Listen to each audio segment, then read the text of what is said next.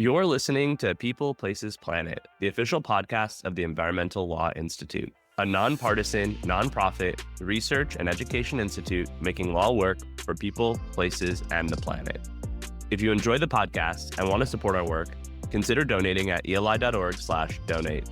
Welcome, listeners, to another episode of People, Places, Planet. I'm your host, Sebastian Ducarrios, and in today's episode, we're asking a big question.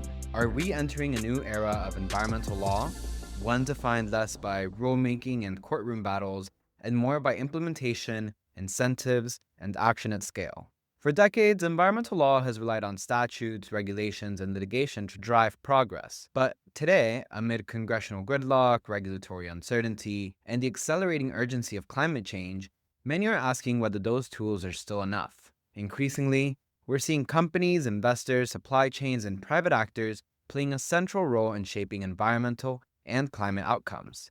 I'm joined today by Roger Martella, Chief Corporate Officer and Chief Sustainability Officer at GE Vernova, Mike Vandenberg, Professor of Law at Vanderbilt University, and Linda Bragan, Senior Attorney at ELI and Director of the Center for State and Local Governance. Together, we'll unpack the evolution of environmental law, the rise of private environmental governance, and what all of this means for environmental lawyers and policymakers, as well as the next generation of environmental practitioners. And now to kick things off, would each of you like to briefly introduce yourselves and your work and your connection to this topic?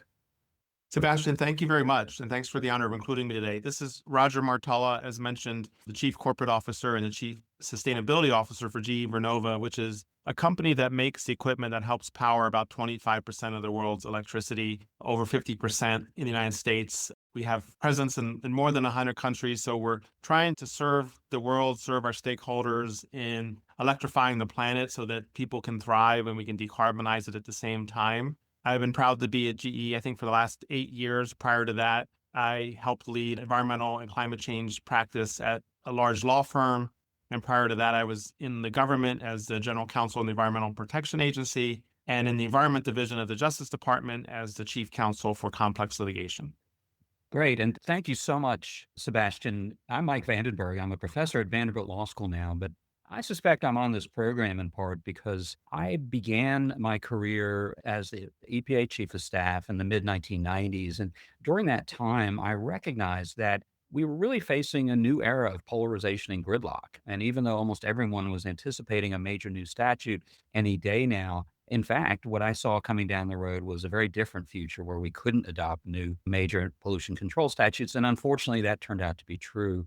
After I left EPA, I also went to a major global law firm. And what I learned there was that companies were subject to many different types of pressures that were never covered in law school. Investor pressure, lender pressure, employee recruitment pressure, retail customer pressure, reputation and brand. And all those factors influence corporate behavior on the environment, often in a very good way. And yet they were never covered in my law school classes, and we didn't really think much about them when I was at EPA.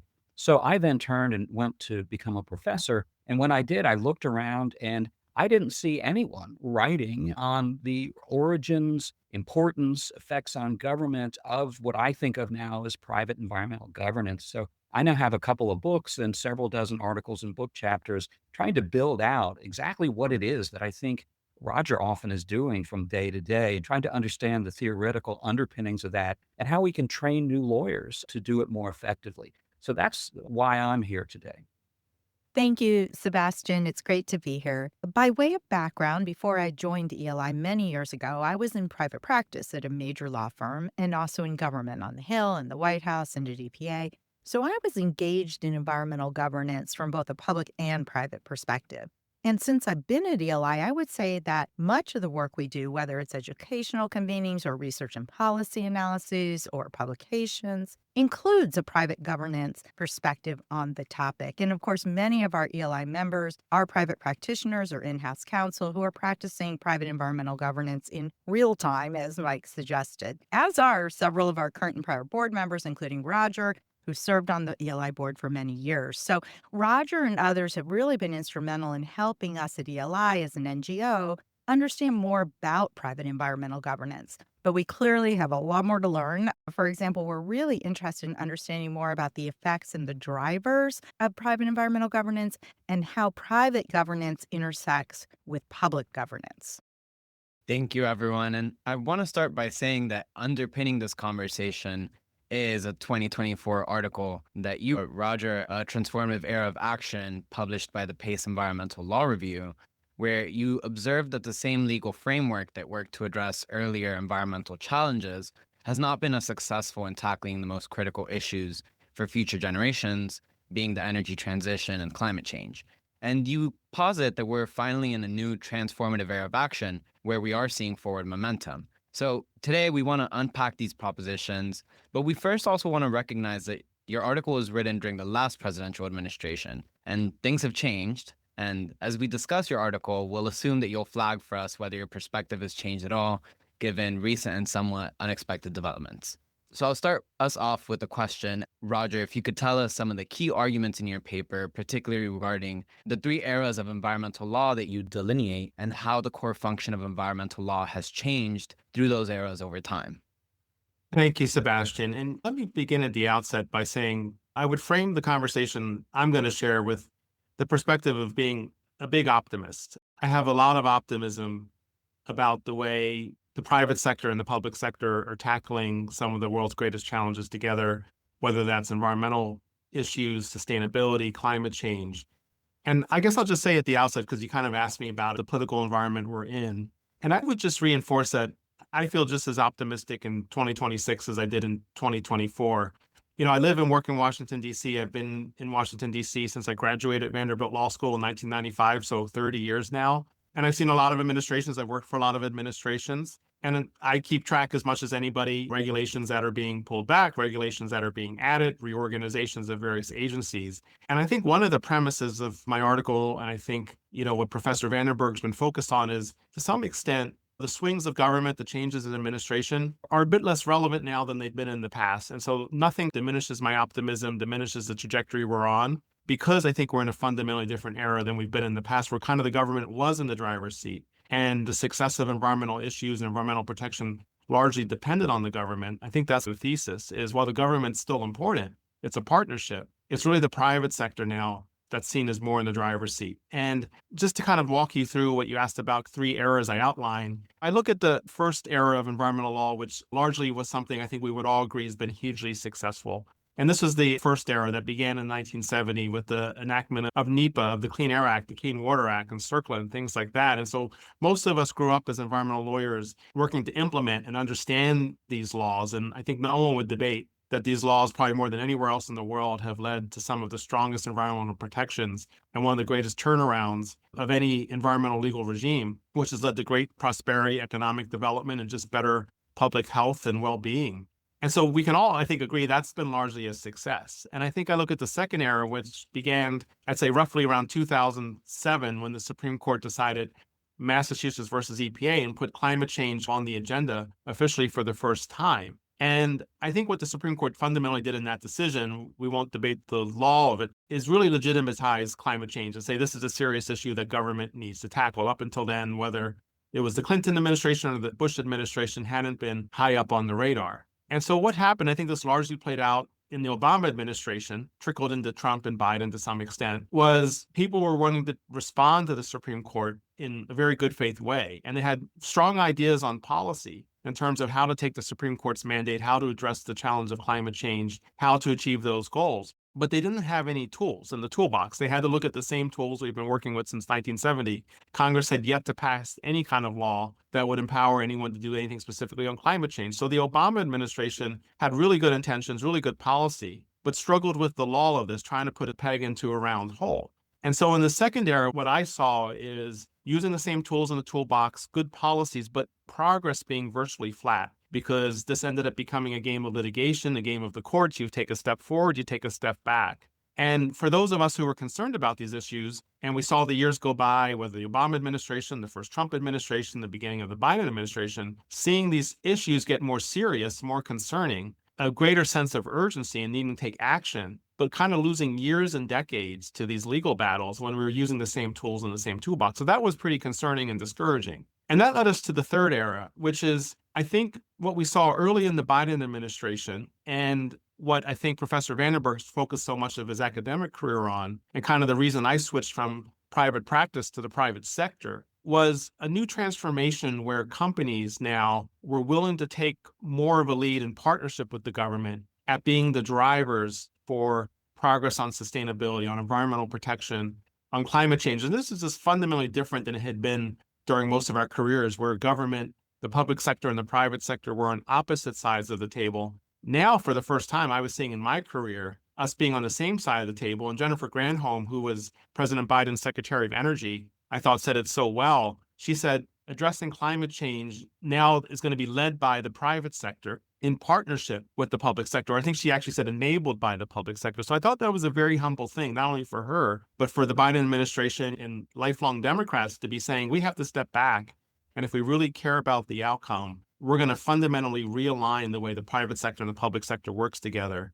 And that has just made all the difference. And I think it set us on a much more positive trajectory, an optimistic trajectory, and a trajectory where I'm seeing more progress in the last 3 or 4 years than I saw in 30 years of my career. And it goes back to the first point, why I worry a little less about what's happening in Washington day to day. I certainly think of the people working on these issues, but I feel hugely optimistic that given the trajectory the private sector's on with making investments at scale, we're going to realize these benefits regardless of the policies and the politics. And I think that's a positive thing. Roger, one of the things that I hear a lot when I'm in the academic circles is this concern that what's happening out there is just greenwashing. And that's probably one of the principal pushbacks that I see. And one of the things I'm interested in as I explore in my research what actually motivates firms. To what extent are you seeing pressure to promote environmental activity that's not really occurring versus do you see risks to companies if they do that? And how do you weigh out for people who are otherwise skeptical what it is about the pressures on firms that make greenwashing not the sort of be all and end all for what's going on in the private sector? Yeah, it's a very serious concern. It's why credibility has to be our North Star. You can work so hard to earn your reputation, then you can lose it so fast. And it's very hard, particularly in the sustainability space, for the private sector to kind of dig themselves out of it once there's even allegations. So we have to govern ourselves so that credibility is core. And that means making sure everything is factually checked. We hold ourselves to the same rigor as we would a briefing before the Supreme Court if we're going to communicate something, checking it, being very conservative in the way we communicate it, making sure that we don't even have to debate it. So one of the biggest opportunities of what I call this global sustainability era is the unprecedented accountability on companies. So just think about this and just be patient with me on this. So in the old days, when I was growing up as an environmental lawyer, if you thought a company might be up to something, they were overstating something, maybe not following everything, how would you approach it? You'd have to maybe be tipped off. You'd have to investigate it. And if you thought, then maybe the government or maybe a citizen group would try to engage with the company. There'd be a lot of hemming and hawing among both sides. The company might resist it. The government might be overreaching. They go back and forth. They spent months and years with lawyers in a room. Maybe they end up litigating it. Maybe someone wins. Maybe someone loses. It gets appealed. That's not a lot of accountability. I don't think anybody would say that's an ideal way to run an environmental policy. In the era we're in now, there's like instantaneous accountability from a much broader group, whether those are employees, whether they're customers, whether they're investors, financiers, activists, governments themselves. They just have to send an email. You send an email, you probably get an answer within 24 hours. And it's not even you're having to discover something. Companies are now pushing information out on their performance and inviting you to come in and respond to it, to ask questions about it, to critique it. You no longer have to ask for information. The information is being put out there. And then there's this instantaneous accountability. If you look at our own reporting, we have a large sustainability report, but then we have tens of pages of appendixes that give you every assumption, every formula, and invites feedback. So we're saying, you may not agree with all our assumptions. You may not agree with all our formulas. That's fine. We'd love to hear from you, but we at least want to be transparent so you know what we're saying, what we're basing our assumptions on. So the concern about greenwashing is to be taken seriously. And trust me, it frustrates me perhaps more than anybody when I can detect a company doing it, because that's bad for everybody. But I do think it's balanced, though, with the transparency, this accountability, which is really unprecedented going back decades in terms of how much access so many people have to companies in getting to the real core of these communications. Thanks, Roger. That's really interesting. And I do want to just start by saying it is so nice to hear someone strike a note of optimism. I know the students that we teach at Vanderbilt Law School, and I think you teach at Howard, They're understandably focused on what isn't working and the daunting challenges ahead. But of course, GE Vernova is a separately traded company. It's focused on electrifying and decarbonizing the planet, as you said at the beginning. And I also listened to your speech at the New York Stock Exchange last year, where you really emphasized that the company is a force for good serving the planet, right? So, what I'm curious about is your thoughts on other sectors and whether you think that there's alignment with your perspective in other industries. Linda, thank you so much for those comments. And I just want to pause on the point about optimism because I see what you see. And I don't think it's just your law students and my law students. Do worry, I have children, you have children. There's not a lot of optimistic messages in the world in general right now. And I'm not trying to focus on any one political environment, any one part of the world. I get to travel globally. And I think I see this as a pattern with the youth. There is a lack of optimism. And I think that's why it's so important that we both be realistic, but we also do point out the opportunity. Because in my view, as I've said, I'm seeing progress now over the last few years out of a 30-something year career. What I tell my students is, I'm envious of them because they get to begin their careers at a point of activity, at a point of development. They could spend the next 30 to 40 years being part of the solution. But you could argue maybe that was part of the problem. They get to be part of the solution. And I think that's just a really exciting thing to do. I think it goes against the conventional wisdom. I don't deny it. But I also think it's fair and realistic. It's what I tell my own children. When you talk about other sectors, and thank you for mentioning the New York Stock Exchange. I was honored last year. We were asked on Earth Day to ring the opening bell on the New York Stock Exchange. So we became the New York Stock Exchange's first Earth Day company. And to us, it was a nice recognition of what we're trying to do. That is our goal, to try to serve the planet. And I take that with a lot of humility. We have a lot of work to do and we try to improve all the time, but that is ultimately our goal in addition to our investors. But when you talk about other sectors, I think about this a lot. I'm in a privileged position where I do feel like I get to come to work every day and have an impact. If I didn't, I wouldn't come to work every day.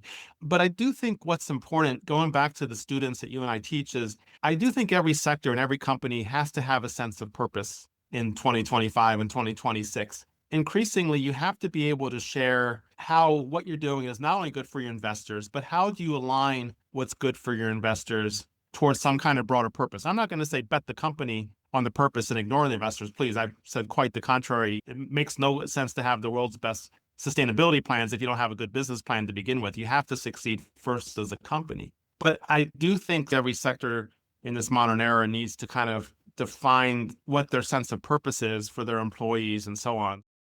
Thanks, Roger. And I suspect that this is frankly a conversation that could take up an entire podcast episode. But for now, let's circle back to what we were talking about a little bit earlier about what this all means for students and future practitioners.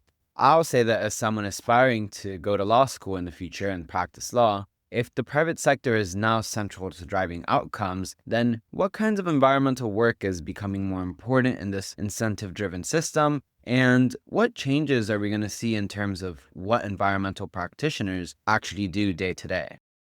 Thank you, Sebastian. The first thing I would say is I do think that students can spend the next decades of their career being part of a solution that's going to solve not only issues in the United States, but issues globally. And the stars have never aligned better for it. And so I think that the question we have is how do we help channel that towards success and that sense of accomplishment that I think so many students are going to have the opportunities to have. And I think what's fundamentally different about the way I became an environmental lawyer and the way I think the needs are for the environmental lawyer of the future is it's less about kind of the regulatory, the sticks approach, and more about how do you make things happen, the carrots approach. And I think to translate that into more specifics is we're probably going to have less of a focus in the future on analyzing regulations and statutes and maybe even litigation. There'll always be a role for litigators, but less of the courts deciding the direction of environmental policy. And it's going to be more, how do you deploy investments and capital at scale in the most efficient ways possible so that these projects, once implemented, can really have an impact. And let me give an example of that. I'll come back to GE Vernova. So last year, we put about 37 gigawatts of capacity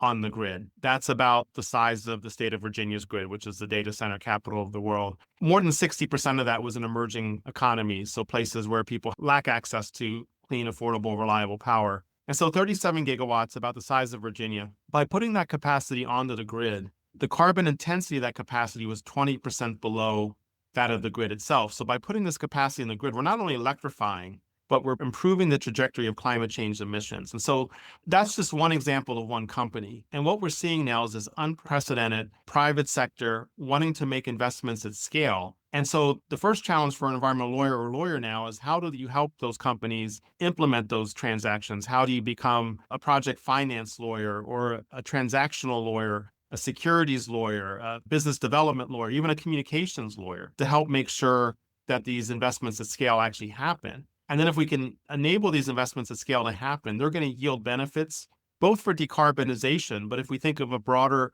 framing of sustainability, it comes back to prosperity, it comes back to the sustainable development goals. It's going to enable people to thrive. So when I talk to students, I frequently say, and this is going to be an unpopular thing, and I apologize for it, I don't really need a lot of environmental lawyers. I don't really need a lot of sustainability lawyers or climate change lawyers to come work with me. I just need really good lawyers. I need lawyers who are the best at what they do, if that's business, if that's securities, if that's communications, if that's finance. And then I need them to have a passion about the space so they develop some expertise around it, some interest in it, some experience in it. But I just really need the best lawyers. And then the best lawyers who specialize in this will help us get these projects going. And those projects will yield the benefit that we care about if we're listening to this podcast. One of the challenges is that we are displacing high carbon power with less carbon intensive power right now. And that seems like a very good thing. And it seems as though you all are leaders in that. But one of the questions I get asked sometimes is, what about over the horizon? We're also locking in capital investments that will require us to continue emitting carbon over the long term. And what should a new lawyer think about how to both displace higher carbon power today, but how to look over the horizon? And are there economic drivers, investor drivers, lender drivers, or other reasons why we might be able to view this as a transitional period? Thank you for that. And as we think about that question, we have to be pragmatic and we have to think about how the future looks in a couple phases. And this is why I think there's so much great opportunity ahead for students. So the phase we're in right now is we have to deploy these investments at scale based on the technologies we have today. And so I talked about the example we have of introducing 37 gigawatts of capacity last year, bringing down the carbon intensity. Deploying these investments, say for the next rest of this decade into the next decade, are going to continue to both achieve the goals of electrification, prosperity, and decarbonization at the same time. But your premise is correct. Like, that's not the long-term solution. That's only going to get us so far. It's what we can do today because these are existing technologies and better we do it for all those reasons, but it's not enough and it's not going to get there. So simultaneously, we have to be thinking about the breakthrough technologies that come in the next generation. And that those will come online actually starting the end of this decade, 2030, we'll start to see the first small modular reactor produce power in the Western world in 2029, 2030. But in the next decade, we're going to see a commercialization, small modular reactors, along with a renaissance of nuclear power. We're going to see carbon capture and sequestration. We're going to see alternative fuels like hydrogen. We're going to see direct air capture, battery storage, solid state transformers. Some people would argue, including our Secretary of Energy, including MIT, that fusion is going to become a viable commercial opportunity at some point in the decades to come. And so we have to be doing both. We have to be succeeding for the near term to make these incremental improvements, but also investing in these breakthrough technologies of tomorrow. This is where it becomes a very global game. There's a lot of the world is competing right now for who's going to lead these breakthrough technologies, kind of the space race of this generation. But a lot of roles for lawyers there. I didn't mention like patent and trademark lawyers and intellectual property lawyers and lawyers who are more interested in the engineering and the research development side to invest and dedicate themselves to this because this is going to be moving very fast. And if we go back to the politics in Washington, as Sebastian raised early on, this is where the administration is prioritizing. So they're maybe prioritizing less on regulations, but more on kind of this space race concept, Manhattan Project. How are they putting investments at scale so the U.S. has a competitive position in these investments? A lot of work for lawyers to do there on that. Thanks, Roger. Now, this seems to be implicit in a lot of what you're saying, but what is motivating companies to take these steps? We have tremendous polarization on environmental issues in this country. People are getting their information from very channelized sources, curated by algorithms. And so I'm trying to understand, is this essentially bypassing polarization on the environment because there's a business case? Could you flesh that out a little bit more for us? Linda, I think there's a few factors there. It's a great question. And first of all, companies have to take a very long-term view. They don't think in 4-year cycles. They have to think not only how are they doing today, but what's coming around the corner, what are potential disruptions to their business, What are the risks? What's the long term? And for a company like ours, which is very global, 25% of the world's electricity, over 100 countries, we have to take a long-term view at a global scale. So we neutralize some of the noise in the short term. We have to pay attention to it. We have to be responsive to it. Doesn't mean we don't kind of adapt and learn. We certainly do. We spend a lot of time doing that.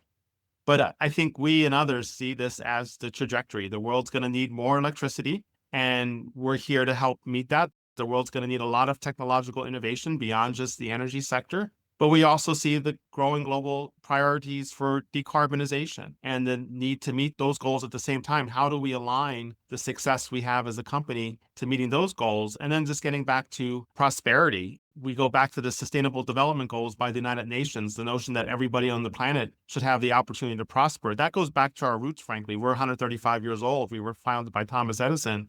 And the one thing this company has always had in common is how to use innovation and technology so all people can prosper. The world has changed, I'd say, in the last 5 years. What had once been seen, these issues used to be seen as anti-competitive. So if we go back to the Paris Agreement, for many, many years, countries were unwilling to sign up for the Paris Agreement because they would say, well, if I sign up for this, what about China? What about India? What about Brazil? They may not do it. That's going to put me at a competitive disadvantage. That rhetoric has just fundamentally spun around 180 degrees in the last 3 or 4 years. And now countries all around the world, including the Middle East, including Southeast Asia, are saying we're betting our entire economy on this innovation, whether electrification or decarbonization. We have to lead in this, and we don't have any other choice. It's more about how does a country benefit from being an early innovator and investor in this technology. And I do think that's how the world sees it. That's the global market we see. And so we want to be very pragmatic. We want to be practical. We're always going to have to succeed first as a business. But if we look at that global lens, if we look at that long-term lens, this is a trajectory we see that our stakeholders need.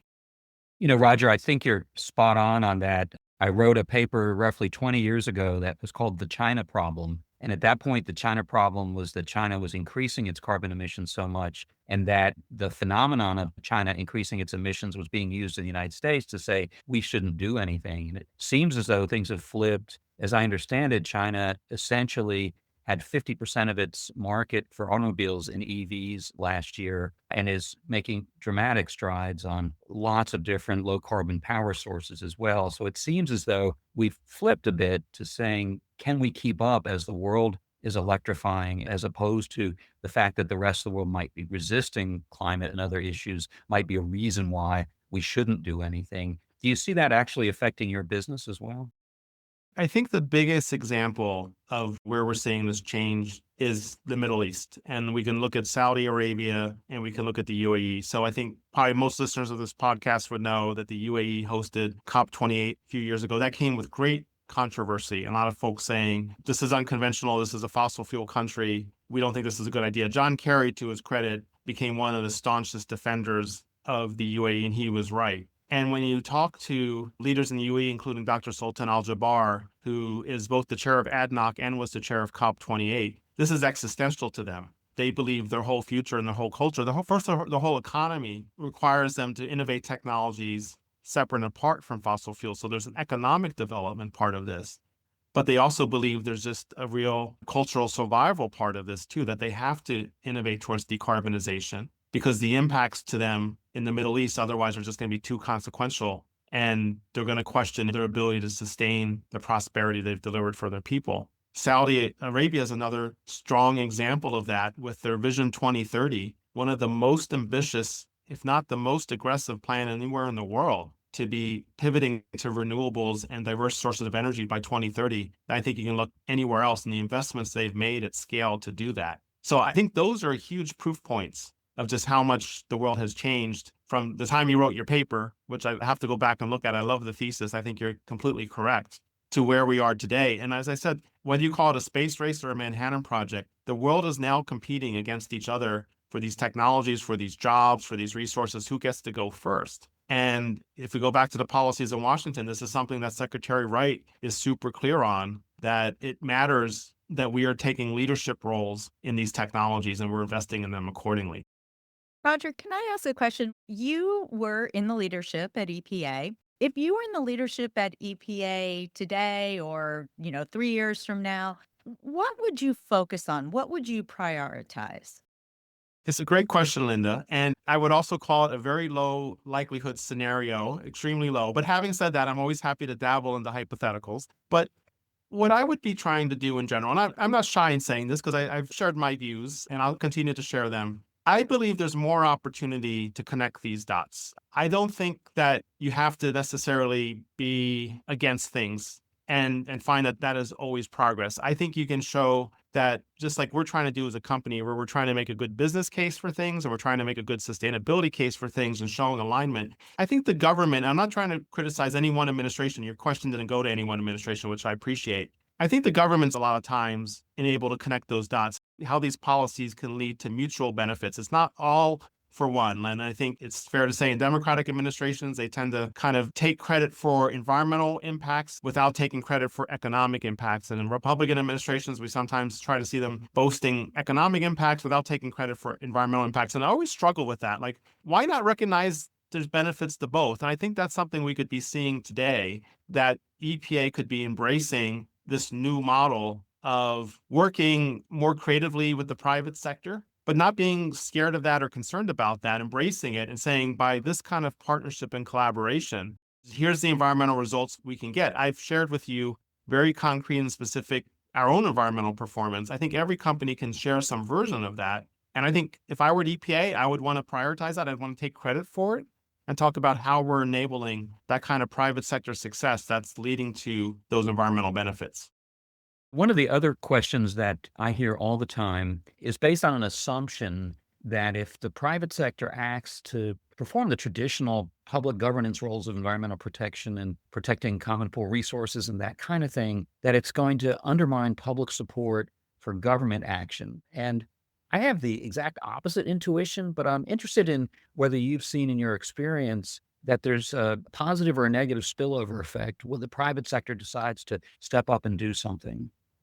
Yeah, I've heard that too. And this is where I give the Biden administration some credit. The first year of the Biden administration, they came in very much like conventional administrations do. We're going to shut this down. We're against this. I got on conference calls. They'd be like, we're going to stop this and we're going to halt that and we're going to regulate this. And I was like, here we go again. We're going to lose another 4 years of time and urgency. But something happened about a year into it. I think it was around the time of the Inflation Reduction Act, where they embraced a lot of humility and modesty. And I quoted Jennifer Granholm. I'll say it again. Jennifer Granholm said, when it comes to climate change, the private sector is now in the lead, enabled by the public sector. And that just takes a lot of humility. And I saw that play out with all sincerity throughout the entire administration. I was able to join the president and celebrate the 1-year anniversary of the Inflation Reduction Act. Who would have thought they would have asked a private sector company to celebrate the most important environmental law of a long time? And so I'd like to think that that's precedent for the future and that continues. I think the private sector has continued to deliver, to continue to perform, and to continue to act regardless of these subsidies or those subsidies and what's happening here. So I'd like to believe, in my optimistic view, like hopefully we'll put that behind us and we'll continue to move forward in that partnership way. But I do think that was a significant pivot point and we'd be in a different place without that. The other piece that would be really helpful to me is, Roger, if you would just go into, it could be for GE Vernova specifically or more generally, what is actually driving corporate behavior when it becomes pro-environmental? Because I think, again, many people who haven't worked in the private sector or who haven't worked at large private law firms don't really have a feel for what motivates corporate behavior. I'd say there's two buckets of things. I mean, this first part's going to sound a little corny and sappy, but at least here it's true. Like, we have to come to work every day feeling a sense of purpose. My CEO, Scott Strazik, he sets the tone in that. This was a company that's purpose built. And so purpose is core to what we do. And I think for the 75,000 of us, we're all over the world.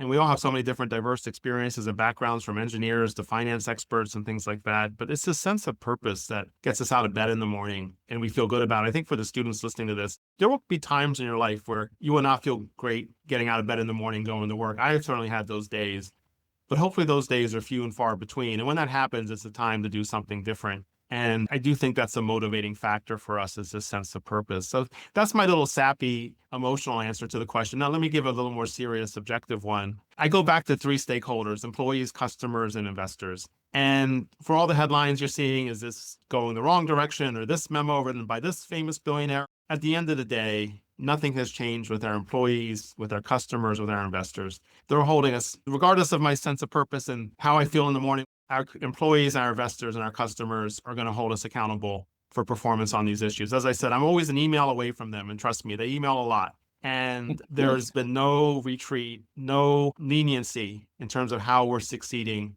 on these topics. If we were to retreat on something, our ability to retain the best employees in the world, which we're doing right now in recruiting, I think gets severely diminished. Our ability to demonstrate the full story to our investors, which are constantly holding calls with me specifically on these topics, gets a lot harder and a lot less polite. So far, they've been mostly pretty polite, but I want to make sure they stay that way. And then our customers are very global all around the world. And we spend a lot of time with our customers answering questionnaires and responding to their needs to make sure that they can show to their stakeholders that they're also addressing these questions. And we're a big part of their supply chain. So that's another reason I feel like I don't pay a lot of attention to the news every day in Washington or any other part of the world. A lot of the world is changing. It's not just Washington, D.C. These three folks, our employees, our customers, our investors, are kind of our North Star in keeping these programs going. That's very helpful. And I would just say that in the literature, the purpose that you mentioned about getting up in the morning, we might think of as that the business judgment rule gives you a certain amount of decisional space. We need for efficient companies to operate, for managers to have some decisional space on issues. And if within that decisional space, you're able to exercise your job in a way that makes you feel good about it, you're going to do a better job. The company's going to do better, and it's entirely appropriate. So from my perspective, I would add this sense of the norms of corporate managers and their values as a piece of the driving factors, along with what I thought was a very helpful description of the role of employees, customers, and investors.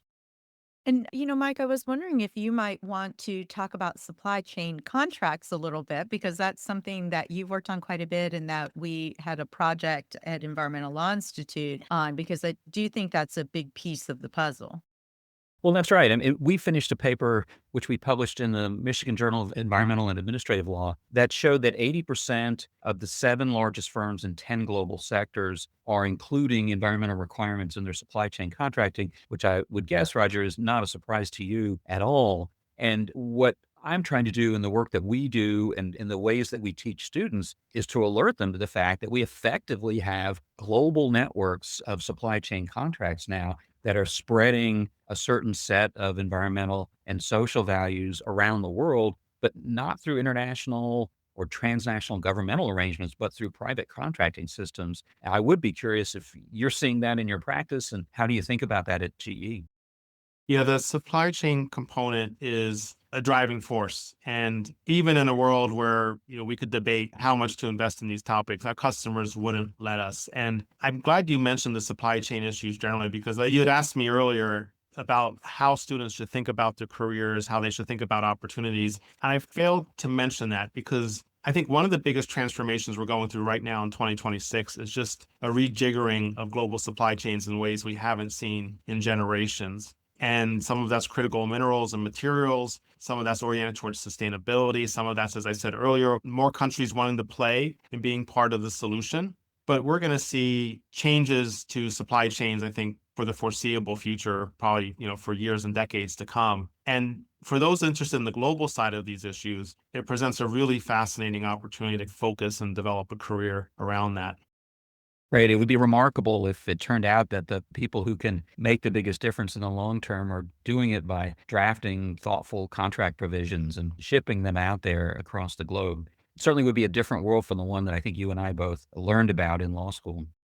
I think that's exactly right and well said. And I think that's my point. Like, we need really good lawyers and not necessarily sustainability lawyers. We need the best lawyers. If we think about an analog to that, when Congress passed the first climate change law in history, called the Inflation Reduction Act, not the name you or I would have come up with for the first climate change law. I remember someone from one of the environmental groups who spent their whole career on climate change issues saying, I don't know anything about taxes. I didn't go to become an environmental lawyer to become a tax lawyer. And with irony, our first environmental law, our only climate change law really, is written around the tax code. So it just reinforces how nimble we have to be in this new era. And we have to worry less about what we did in the past and just focus more on what's going to be very pragmatic towards driving solutions. Roger, our team worked with ELI to help think about whether model supply chain contracting provisions might be a way for example, small and medium-sized businesses to engage in a more sophisticated way on environmental issues. Is that something that you see as happening out there in the marketplace or as potentially valuable? I think it's something that's needed. I wish I could say it was happening because it would be a great benefit. What's happening with supply chains around the world is everything's increasingly being localized and domesticated. We see this with the Inflation Reduction Act, again, our climate change law, which creates huge incentives to do things in the United States. And clearly that's been a pillar of the Trump administration. I think everybody understands that. But we're seeing variants of that all around the world. It's no longer necessarily true you can make something in one part of the world, just ship it somewhere else and expect someone to buy it. They may buy it, but they're going to want to understand what was the local content, the domestic content of that, what part of the supply chain. The biggest example ripped from the headlines right now are small modular nuclear reactors. I mentioned we're building the first small modular nuclear reactor right now in Canada, 400 people working on it every day. Canada wants to understand what percentage of this is coming from Canada. We're doing it as a joint venture with a Japanese company, Hitachi. The Japanese government's holding us accountable. So the more you can globalize these supply chains, and that involves a lot of small and medium enterprises, that's going to enable everyone to succeed. So I really commend you on that. Well, thank you, Roger, Mike, and Linda, for joining me today and for sharing such thoughtful perspectives on this new era that we may potentially be entering in environmental law. At a moment when the United States is rolling back its emphasis on environmental regulation, it's especially interesting and important to hear how there may still be space for the private sector to work collaboratively with government to achieve collective environmental goals. Today's conversation, I think, highlights both the challenges and the opportunities that come with that shift and what it could mean for environmental law in practice. I'm really grateful to each of you for taking the time to join me and for contributing to such a nuanced and, in many ways, hopeful discussion. And I just want to echo Sebastian's thanks. Roger, Mike, you guys are incredibly busy people, and this was a really interesting conversation. And I'm going to use the same word Sebastian did, which is it really inspires me for focusing more of ELI's work on private environmental governance in the coming years. That sounds great. And it's been wonderful talking with you today, Roger. Well, I've learned a great deal and look forward to some follow-ups here on a range of different topics over time. And appreciate your historical support for ELI as well as representing Vanderbilt among the alumni group as one of our really top environmental lawyers. It's something that we appreciate very much. Well, thank you for the opportunity. And thank you to ELI and Vanderbilt for all your leadership and all of you. As I said, we're here to serve. I'm here to serve. So if I can be of any service to any of the listeners, any of the students, I hope that you'll feel free to reach out and we'll get some time and we'll figure out how we can be of service to you. But I'm very thankful that we had the chance to reflect on this. I certainly feel the optimism. I feel the opportunity. I hope others do too. And I'm excited to see the future and what all the listeners here are able to drive and deliver and how I might be able to help with that. Thank you all for listening to People, Places, Planet today. We'll include links to resources discussed in today's episode in the show notes. And if you found this episode valuable, be sure to subscribe and share it with colleagues. Until next time, thanks for tuning in. Thanks for listening to People, Places, Planet, the official podcast of the Environmental Law Institute. Our work wouldn't be possible without the support of people like you. If you'd like to learn more about what we do, attend one of our events, or support our work financially, head to eli.org.